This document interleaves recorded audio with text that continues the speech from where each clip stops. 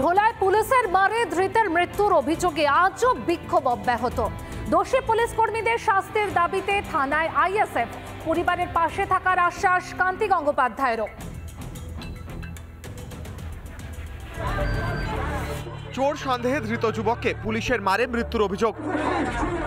মঙ্গলবার রণক্ষেত্রের চেহারা নেয় দক্ষিণ 24 পরগনা ঢোলাহাট।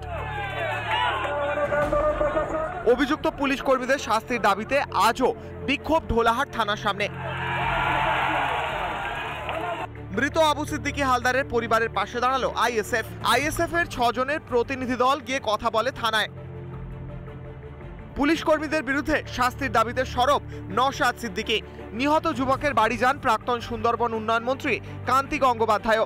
একযোগে পুলিশ অত্যাচারের বিরুদ্ধে সরব হন তারা। আগের দিনে আমাদের বাই মেলে করেছিল, ফিজিক্যালি দিয়েছে, রিসিভ নিয়েছে।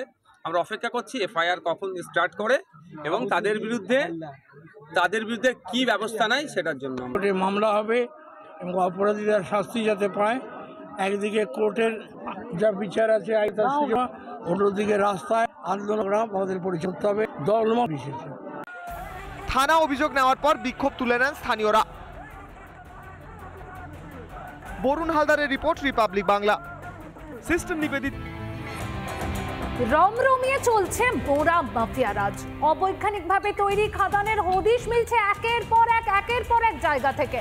খাদানে পড়ে শিশু মৃত্যুর পর এবার পূর্ব বর্ধমানের আউশ গ্রামের ভালকিতে জঙ্গল সাফ করে বিঘের পর বিঘে জমিতে তৈরি হয়েছে মোরাম খাদান। প্রায় 50 থেকে 100 ফুট গভীর খাদান কেটে দিনের পর দিন চলছে মোরাম পাচার। প্রশাসন কি কিছুই জানতো না, নাকি সব জেনেই চুপ প্রশাসন?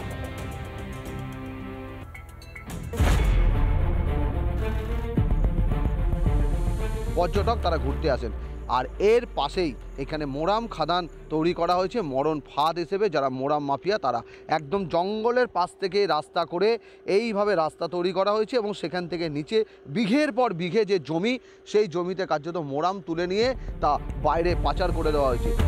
ছিল সবুজ ঘেরা জঙ্গল, হয়ে গেল মোরাম খাদান। পূর্ব বর্ধমানের ভালকি জঙ্গলের বিঘার পর বিঘা জমি কেটে চলছে মোরাম পাচার। প্রশাসনের বিরুদ্ধে উদাসীনতার অভিযোগ।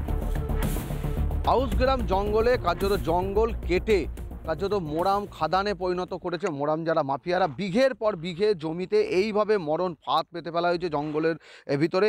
পূর্ব বর্ধমানে আউশগ্রাম জঙ্গলের ভালকি মাচান এলাকার একদম মাচানের পাশেই প্রশাসনিক যেখানে ফরেস্ট অফিস রয়েছে, ঠিক তার পাশেতেই একাধিক এখানে মোরাম খাদান তৈরি করা হয়েছে। স্থানীয়দের অভিযোগ, প্রাণের ঝুঁকি নিয়ে দিন কাটাচ্ছেন তারা। পুরো মাঠ, এই যে ঘরের পাশে যে জঙ্গল খাটটা কাটা যাচ্ছে, সেটা তো আরও বড় বিপদ। জঙ্গল কেটে দেওয়া হচ্ছে। হ্যাঁ, ফরেস্ট অফিস তো সামনেই আছে। ফরেস্ট অফিসটা সামনেই আছে। কোনো গ্রুপক্ষেপ নেই, ওদের গ্রুপক্ষেপ নেই। তদন্ত সম্পন্ন হলে দোষীদের বিরুদ্ধে পদক্ষেপ নেওয়া হবে বলে দাবি এডিএফও সোমনাথ চৌধুরীর। যে গাছ কাটা হয়েছে সেটাও আমরা খতিয়ে দেখছি এবং আগামী দিন এটা নিয়ে যদি যে বা যাহারা যদি কোনো রকম ইললিগ্যাল অ্যাক্টিভিটি বা গাছ কাটার মধ্যে ডাইরেক্টলি ইনভলভ থাকে বা ফরেস্ট ল্যান্ডে যদি মোরাম তোলার ক্ষেত্রে ইনভলভ থাকে, তাদের এগেনস্টে আমরা আইনসঙ্গতভাবে যেটা পদক্ষেপ সেটাই আমরা নেব। কিন্তু আমাদের এখনো ইনকোয়ারিটা কমপ্লিট হয়নি। মোরাম খাদান তৈরি করা হয়েছে এবং প্রশাসনের নাকের ডগায় কার্যত বিঘার পর বিঘা জমি এইভাবেই কিন্তু মোরাম খাদান তৈরি করে রেখেছে মরণ ফাঁদ। দুর্গাপুরের আউশ গ্রামে মোরাম খাদানে পড়ে শিশু মৃত্যুর ঘটনার 10 দিন পার। এখনো পর্যন্ত প্রশাসনের তরফে কেউ দেখা করেনি পরিবারের সঙ্গে। পিছনে এই সেই মোরাম খাদান, এখানেই ডুবে মৃত্যু হয়েছে গত 29শে জুন। আদিবাসীদের পবিত্র উৎসব হুল উৎসবের দিন বাচ্চা পড়ে এখানে মারা যায় ছাত্রটি এবং স্বভাবতই তারপর তোলপাড় হয়। কিন্তু এখনো পর্যন্ত যেটা জানা যাচ্ছে যে এখনো পর্যন্ত প্রশাসনিক স্তরে সেভাবে কোনো রকম উদ্যোগ দেখা যায়নি। এমনকি মৃত ছাত্রের পরিবারের সঙ্গেও দেখা করতে প্রশাসনের কেউ আসেনি। জানিয়েছিলাম, কেউ দেখা করতে আসেনি। উপপ্রধানের কাছে গিয়েছিলাম, উপপ্রধান তো আমাকে বলেছে আমার হাতে কিছু করার নেই, আর কিছু করতে পারবো না, অন্য কাউকে তো জানাতে পারবো না। পর্যন্ত বাড়িতে না কেউ আসে। গাম্বুড়া রুটটা হয়েছে, হাই NH2টা হয়েছে না আমাদের ওই ডাঙ্গার মাটি যত অনেক দিয়েছে। অবৈধ যদি বলে ভুল, ছেলেটা মারা গেছে যাতে না ওই এরকম আর আটকার মাইক পড়ল না খালি হয়, সেই চিন্তাভাবনা আমাদের প্রশাসন থেকে ভাবছি আমরা। প্রভাবশালীদের মদত রয়েছে বলেই কি নিশ্চুপ প্রশাসন, উঠছে প্রশ্ন। সন্তোষ দাস ও রমেন মজুমদারের রিপোর্ট, রিপাবলিক বাংলা। শাসক দলের তোলাবাজির প্রতিবাদে বাস ধর্মঘট পুরুলিয়ার বড়া বাজারে। অভিযোগ, বিশ্বকর্মা পুজোর নামে প্রতিদিন বড়া বাজার বাস স্ট্যান্ড থেকে বাস পিছু জোর করে 20 টাকা চাঁদা তোলা হচ্ছে। কাঠগড়ায় বড়া বাজার ব্লক তৃণমূল শ্রমিক সংগঠনের সভাপতি চন্দন সিং মল্ল। এই ঘটনার প্রতিবাদ করলে এক বাস কর্মীকে মারধর করা হয়েছে। ঘটনার একটি ভিডিও ভাইরাল। বুধবার সকাল থেকেই পুরুলিয়া জঙ্গলমহলের একাংশে বাস পরিষেবা বন্ধ হয়ে যাওয়ায় বিপাকে পড়েন সাধারণ যাত্রীরা। অবস্থা সামাল দিতে আসরে নামেন তৃণমূল শ্রমিক সংগঠনের জেলা সভাপতি উজ্জ্বল কুমার। বাস ওনার্স অ্যাসোসিয়েশনের সঙ্গে বৈঠক করে দোষীদের বিরুদ্ধে ব্যবস্থা নেওয়ার আশ্বাস দেন তিনি। পরে উঠে যায় বাস ধর্মঘট। প্রতিটি বাস থেকে আমরা প্রতিদিন 20 টাকা করে কালেকশন করব। এই মর্মে যারা ছিলেন বাস মালিক, যারা ছিলেন বড় বাজারে বা আমাদের এখান থেকে যে জানানো হয় যে এই সিস্টেম বা এই প্রথাকে কিন্তু আমরা মানি না, আমরা কোনোভাবে টাকা আমরা দিতে পারবো না। এই যে তোলাবাজি, কাইন্ড অফ তোলাবাজি, সেটা কিন্তু আমরা মেনে নিতে।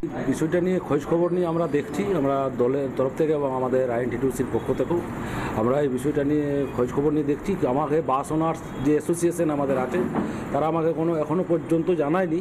কালকে বড়াবাজার বাস স্ট্যান্ডে চড়া হয়েছিল, একটা এজেন্টকে মারধর করেছিল এবং সেই নিয়ে কিছু বচসা এবং ঝামেলা হয়। বাজারে গেলে হাতে ছ্যাঁকা খাচ্ছে মধ্যবিত্ত। প্রতিদিনই বেড়ে চলা আনাজের অগ্নিমূল্য নিয়ে টানা কভারেজ রিপাবলিক বাংলায়। তারপরে নড়ে চড়ে বসে রাজ্য সরকার। 10 দিনের মধ্যেই বাজারে হ্রাস টানার নির্দেশ দেন মমতা। এক রাত কাটতে না কাটতেই প্রতিটা বাজারেই কমলো সবজির দাম। দেখুন, সবজি হাফ সেঞ্চুরি করে ফুল সেঞ্চুরির পথে। আসানসোলের যে মূল বাজার, যেখানে সামান্য হলেও একটু হলেও কম পাওয়া যায় সবজি, আজকে সেই বাজারেও দেখছি অগ্নিমূল্য। আমি আপনাকে বলছি উইদিন 10 ডেজ দামগুলো কমাতে হবে। কি করে করাবেন, কি করে করবেন সেটা আপনাদের ব্যাপার। একদম জাদু কাটিয়েছে, জাদু বলেই কমে গিয়েছে সবজির দাম।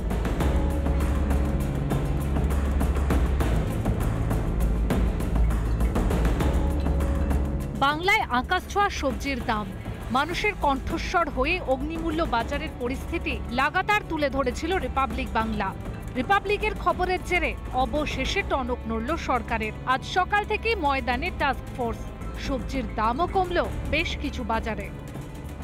বাজারের দামটা কি সেটা জানার জন্য আজকে আমরা আবার সেই রাজাবাজারে এসেছি। আমি একটু কথা বলি দিদির সাথে। দিদি, আজকে লঙ্কা কত টাকা? 150 টাকা কিলো। 200 টাকা ছিল, আজকে দাম কমেছে? হ্যাঁ। দাম কমলো? কমেছে 50 টাকা। 50 টাকা দাম। বেগুন 80 টাকা ছিল, কমে 60 টাকা হয়েছে, 20 টাকা কমেছে। চন্দ্রকোনার রেগুলেটেড মার্কেট সহ জেলার বিভিন্ন বাজারে সরেজমিনে সবজির দর খতিয়ে দেখতে যান প্রশাসনিক আধিকারিকেরা। কথা বলেন সবজি ক্রেতা বিক্রেতাদের সঙ্গে। বিক্রি করছে না?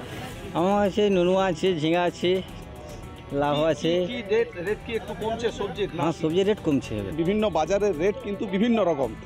কোথাও দেখা যাচ্ছে যে একটু কম, কোথাও একটু বেশি। রেটটা বড়ে আছে গো। হ্যাঁ, অসুবিধা হচ্ছে কি? প্রচুর তো সুবিধা তো হচ্ছে, রেটটা বড়ে থাকলে অসুবিধা হবে না। 10 দিনের সময় দেওয়া হয়েছে। এই 10 দিনের মধ্যে সবজির দাম যে আকাশ ছোঁয়া, সেটা কতটা নিয়ন্ত্রণে আসে, কতটা কম হয়, তার দিকে কিন্তু সাধারণ মানুষ, সাধারণ গ্রাহক তারা কিন্তু তাকিয়ে রয়েছে।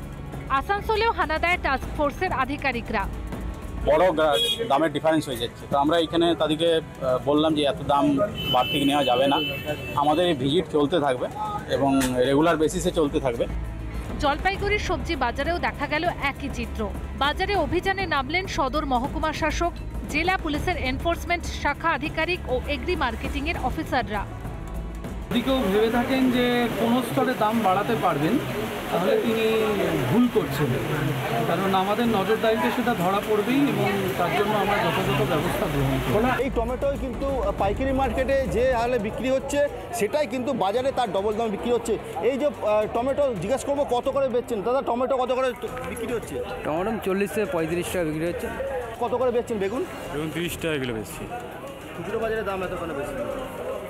ওরা নিয়ে বেচছে 16-18 টাকা কিলো। 16-18 টাকা কিলো। দেখো, 16-18 টাকা কিলো পটল, আর সেই পটলে যখন খুচরো বাজারে চলে যাচ্ছে তখন তার দাম অনেকটাই বেশি। হুগলির চুচুড়ার মল্লিক কাশেমহাটে দেখা যায় টাস্ক ফোর্সের তৎপরতা। বীরভূমের বিভিন্ন বাজারে চলে পুলিশের অভিযান। মঙ্গলবার মুখ্যমন্ত্রীর নির্দেশের পরই বুধবার থেকে বেশ কয়েকটি বাজারে কমেছে দাম। তাহলে এতদিন বাজার মূল্যের উপর নিয়ন্ত্রণ ছিল না কেন? রিপাবলিক বাংলা।